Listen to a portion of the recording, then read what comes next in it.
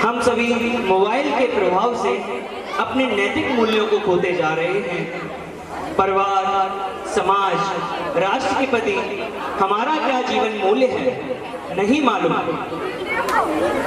Mobile तो चलता ही है, लेकिन आवश्यक बातों को हम भूल जाते हैं। बच्चों का परिवार के प्रति प्यार कम हो रहा है और ना ही उनको संस्कार मिल रहे हैं। बच्चे वही सीख रहे हैं जो वो मोबाइल में देखते हैं। इससे उनके जीवन पर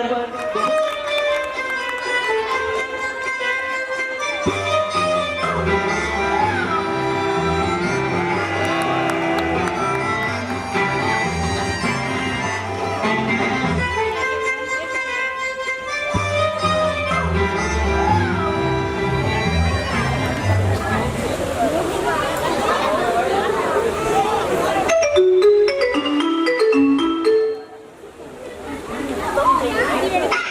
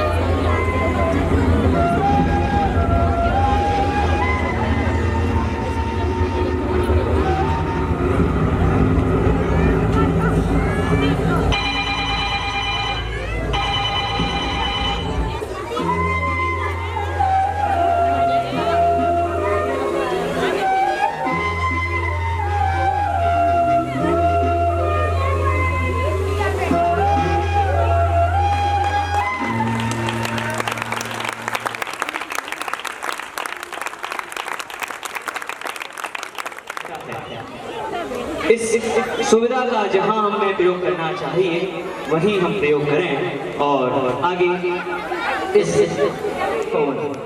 दुनिया सुधरे सब चिल्लाते, खुद को आज सुधारे कौन, पर उपदेश कुशल बहु तेरे, खुद पर आज विचारे कौन। हम सुधरेंगे तो जग सुधरेगा, यह सीधी बात स्वीकारे कौन। दूसरों को उपदेश देना तो बहुत आसान है, लेकिन स्वयं को उन उपदेशों पर अमल करना कठिन है। वर्तमान समय में उपदेशक तो बहुत अधिक हैं, अमल करता नहीं है। यदि व्यक्ति स्वयं आदर्शों का पालन करने लगे तो उपदेश देने की आवश्यकता नहीं होती। बच्चों की प्रथम पाठशाला माँ की गोद और पिता का प्यार होता है। जैसे बच्चा बड़ा होता है वह स्कूल समाज को पहचानने लगता है। परिवार समाज स्वागत कीजिएगा पर उपदेश कुशल बहु तेरे। जोरदार तालियां बजाइए और कर्टन खोल दीजिए।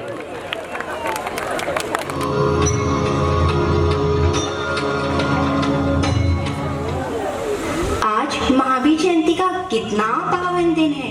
चलो सब मिलकर आज कुछ भजन संगीत करते हैं। हाँ हाँ स्नेहा, तुमने बहुत अच्छा किया जो आज बच्चों को अपने घर बुला लिया। हम सब साथ में भजन भी करना तो करेंगे। हाँ ठीक है।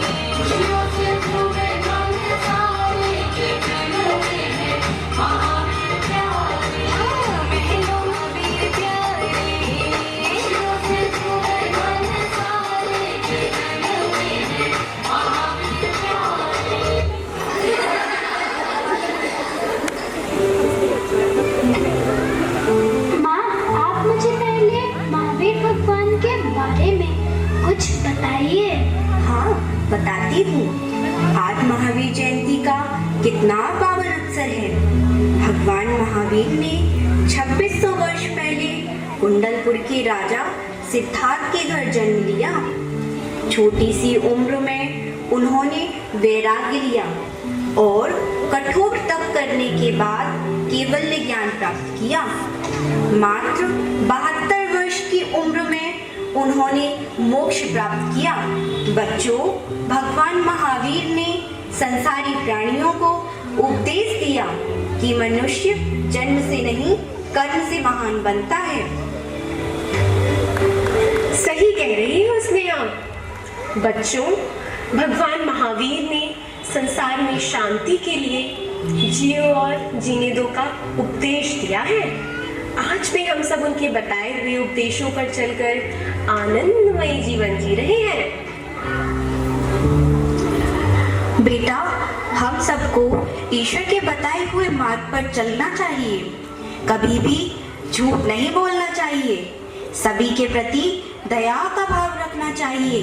वैसे तो हम स्त्रियों की आदत होती है कि दरवाजे पर आए हुए भिखारियों को दान देकर संतोष करते। रहे मन वे नर मर चुके,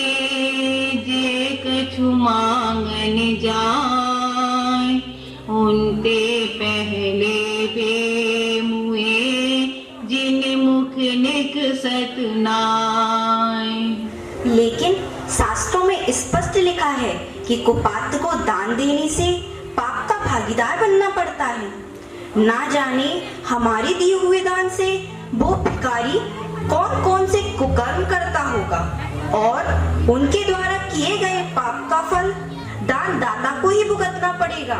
इसलिए मैं चाहती हूँ कि आज से सभी लोग ये प्रतिज्ञा करें कि किसी भी कुपात्र को दान नहीं देंगे।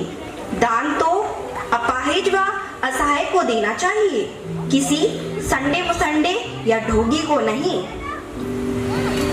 बचाओ जो रोटी का टुकड़ा दिला दो,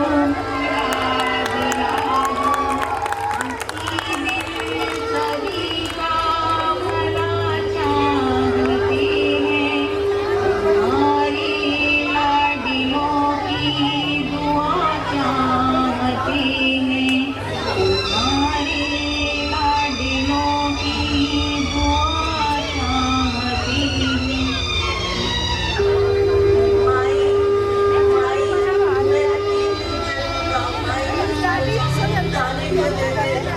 चल यहाँ से, बड़ा आया भिखारी कहीं का, जाने कहाँ कहाँ से चले आते हैं।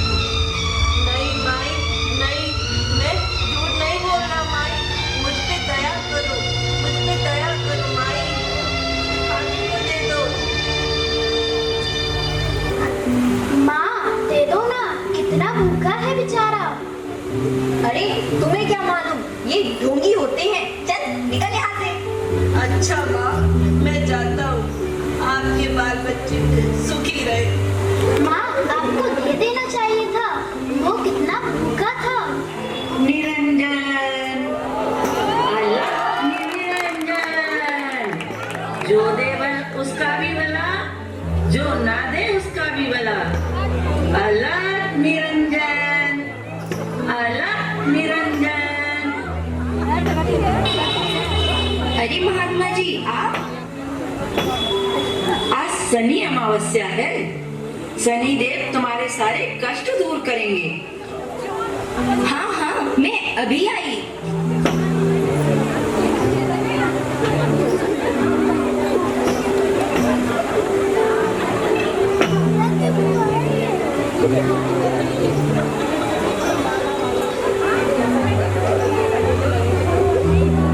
सदा सुखी रहो, खूब फूलो फलो।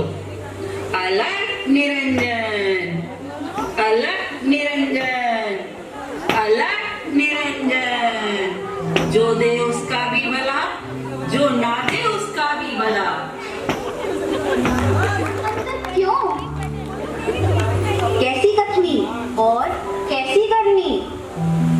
माँ आप अभी कुछ समय पहले ही तो कह रही थी कि दान किसी ढोंगी साधु और न जाने क्या क्या संडे मुसंडे को नहीं देना चाहिए, एक असहाय अपाहिज भिखारी को ही देना चाहिए।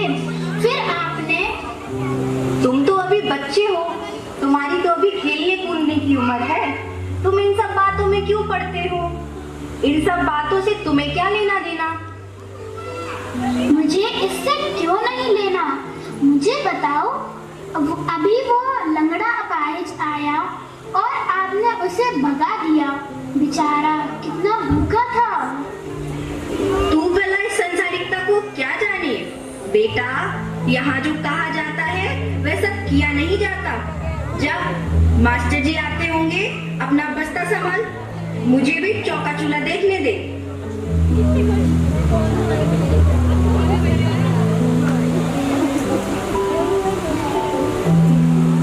यहाँ जो कहा जाता है वह सब किया नहीं जाता। यहाँ जो कहा जाता है वह सब किया नहीं जाता।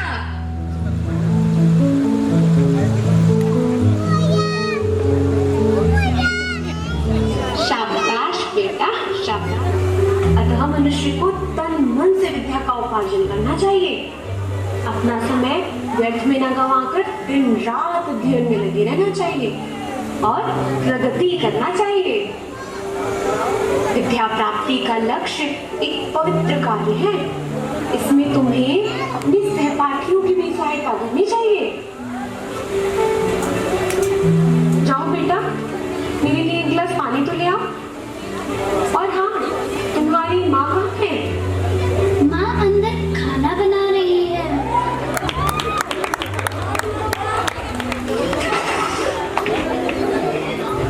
क्यों? क्या बात है मुनीम जी? इतने घबराए हुए क्यों हो? अरे वैसे तो कछु नहीं। फिर काय गिर पड़े? अरे सेठ जी, का बताएं, उस दुकान पर एक सेठ टैक्स बाबू आता। मैं उनको देखकर पीछे के दरवाजे से सीधे एक पोथी पत्र उठाए भागो चलो आओ।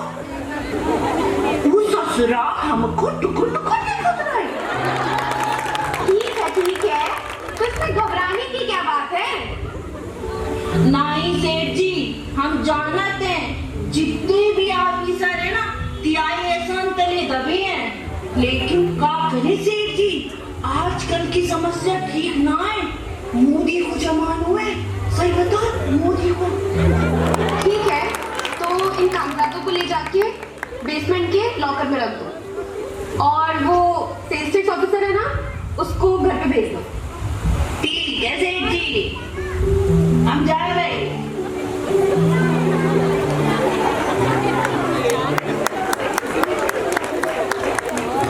अक्षय, मुझे तेरे पापा से तुम्हें तो मालूम है कि कल एग्जाम फीस जमा करने की लास्ट डेट है।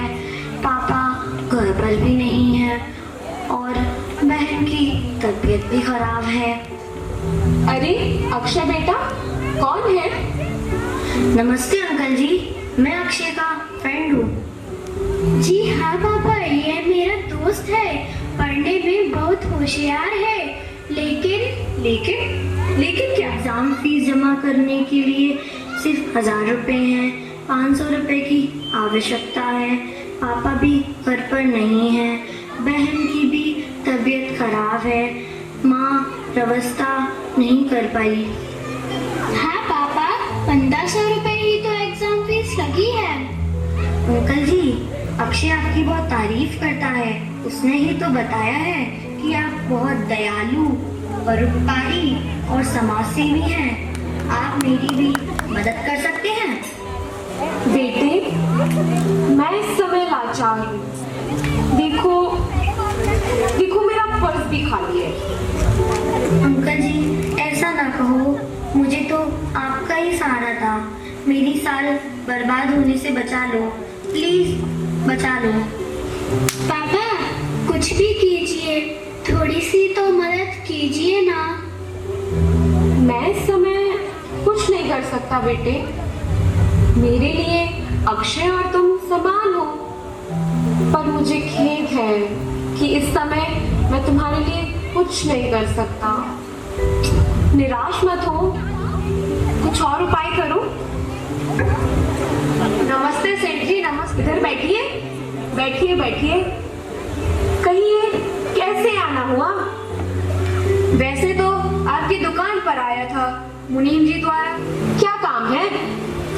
सेठ जी, आपको ये तो पता ही है कि अपने सीनियर सेल टैक्स ऑफिसर साहब का ट्रांसफर हो गया है, इसलिए ये तय हुआ है कि पुराने ऑफिसर की फेयरवेल और नए ऑफिसर की वेलकम पार्टी साथ ही साथ दे दी जाए। हाँ भाई, बात तो ठीक है, जाने वाला तो जा ही रहा है, उसे दो या ना दो, लेकिन ही चाहिए। काम तो उसी से पड़ना है। हार तो मैं अपनी ओर से बढ़िया बनवा कर लाऊंगा। और हाँ, ये लो मेरी तरफ से 10,000। लेकिन ध्यान रखना, स्वागत मैं ही कर रहा हूँ। हाँ भाई, जैसा आप चाहें, आपका ही समय है। आप तो जानते ही हैं, काम तो इनसे ही पड़ने हैं, और फिर दुनिया के काम भी तो कितने बढ़ गए हैं। व्यापार में आए दिन इनसे काम पड़ता ही रहता है, तो कुछ ना कुछ तो करना ही पड़ेगा ना। और आप चिंता मत करिएगा, और जरूरत हो तो निश्चिंत होकर मांग लीजिएगा।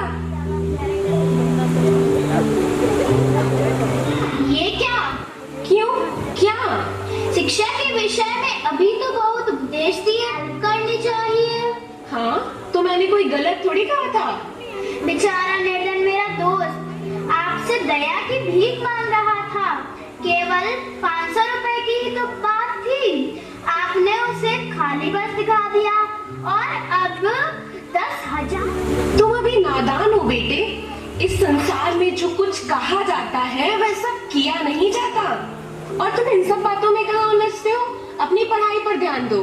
अरे स्नेहा, यहाँ जो कहा जाता है वह सब किया नहीं जाता।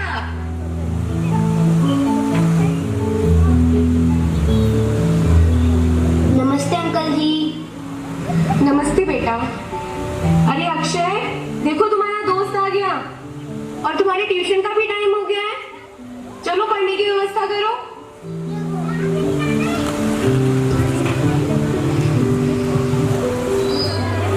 Good evening sir.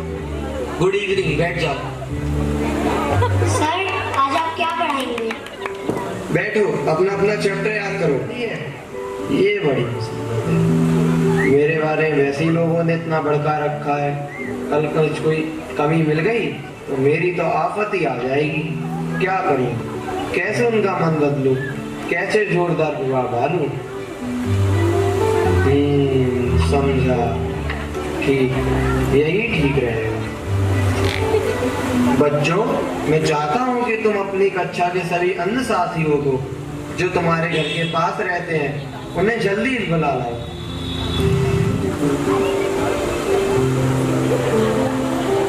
बाल की खाल निकालने बहुत माहिर है, कल तो क्लास का इंस्पेक्शन करेंगे। अभी तो 23 चैप्टर करवाए हैं, जबकि 32 हो जाने चाहिए थे। क्यों ना आज नेक्स्ट चैप्टर पढ़वाएं, उसे इन क्लास में पढ़वा सकें। हाँ, यही ठीक रहे। ठीक। गुड इवनिंग, आ गए? आओ बैठो। देखो बच्चों, कल हमारे स्कूल में इंस्पेक्शन के लिए कोई भी आए और पूछे कि कितने चैप्टर हुए तो बता देना 32 चैप्टर हुए हैं। अगर किसी ने भी बताया 23 चैप्टर हुए। सर अगर उन्होंने बीच में से पूछ लिया तो? हाँ सर, अगर ऐसा हो गया तो?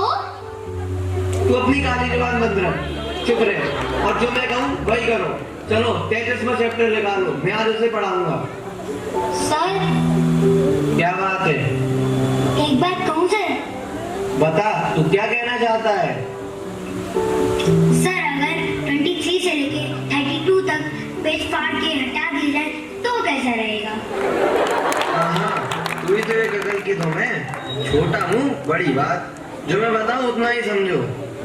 चलो चैप्टर निकालो, सत्यवादी राजा हरिश्चंद्र। इस चैप्टर को यहाँ पढ़ा रहा हूँ, यही कल क्लास में पढ़ाऊंगा, समझे?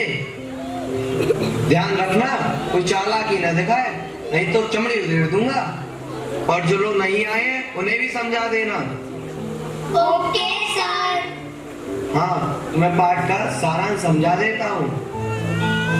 Okay sir. प्राचीन काल में सूर्यवंश में हरिश्चंद्र नाम के राजा हुए करते थे, जिन्होंने सत्य को ही अपना भगवान माना। सत्य के लिए उन्होंने अपना राजपाट छोड़ा, पत्नी और पुत्र को भी बेचा और कई कठिनाइयों का सामना किया, लेकिन सत्य के मार्ग से विचलित नहीं हुए।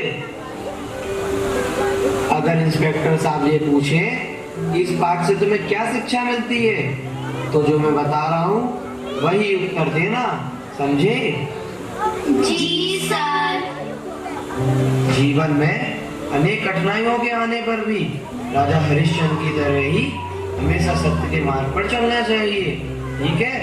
अच्छा, अब जाओ, कल स्कूल समय से पहुंचना और हाँ, प्रॉपर यूनिफॉर्म में आना, समझे? चलो एक बार बताओ, तुम्हें क्या समझ आया? जीवन में हमें हमेशा सत्य मार्ग पर चलना चाहिए, कभी झूठ नहीं बोलना चाहिए। बहुत अच्छे, ऐसे ही बोलना और हाँ, कल यूनिफॉर्म में आना सभी लोग। सर कल मैं स्कूल नहीं आऊंगा। क्यों नहीं आओगे स्कूल? क्या इंस्पेक्टर साहब के सामने असत्य बोलना अनुचित ना होगा? अभी तो आपने सत्य पर चलने की शिक्षा दी थी। तू सुनते ही बड़ा सत्यवादी राजा हरिश्चंद्र हो गया। मूर्ख, इस संसार में जो कहा जाता है वह सब किया नहीं जाता। क्यों क्यों नहीं किया जाता?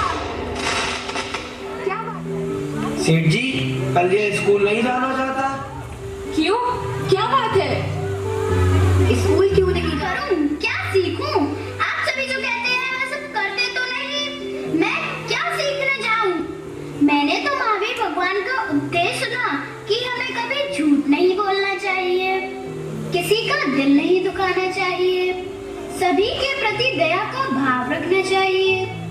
मैंने तो पूज्य पुरुषों से यही सीखा है कि अन्याय को सहना और सत्य पर न चलना दोनों ही कायरता है। मैं आप सबकी बातों का विरोध करता हूँ। मैं स्कूल नहीं जाऊंगा, कभी भी नहीं जाऊंगा, कभी भी नहीं जाऊंगा। भाई तुम ऐसा क्यों कह रहे हो? भैया मैं सच ही कह रहा हूँ।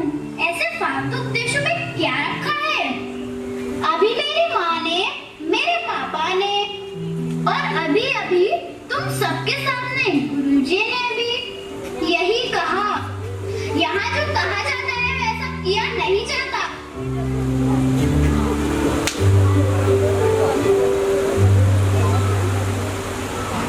शाबाश बेटा शाबाश, आज तूने मेरी आंखें खोल दी।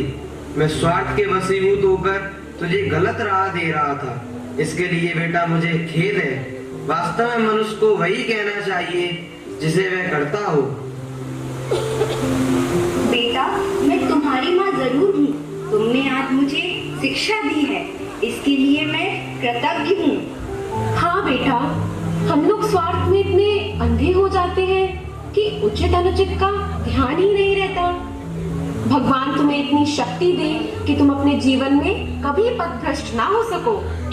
आज से हम तीनों ही ये वचन देते हैं कि जो कुछ हम कहेंगे उसे करेंगे भी। हम भूल जाते हैं कि बच्चे हमारा ही अनुसरण करते हैं। यदि हम बड़े जो उपदेश दें उस पर स्वयं भी चले तो विश्व का कल्याण निश्चित है। उपदेश कुशलता छोड़े प्रेम पाए।